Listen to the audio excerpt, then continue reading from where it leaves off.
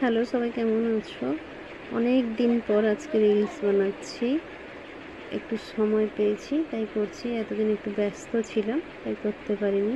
সবাই নিশ্চয়ই ভালো আছো, আমিও ভালো আছি। সবাই একটু বলবে এটা কেমন হচ্ছে। এখনও ফুল কমপ্লিট হয়নি, এটা কমপ্লিট করে তারপরে পোস্ট করব। সবাই একটু জানাবে এটা কেমন হয়েছে।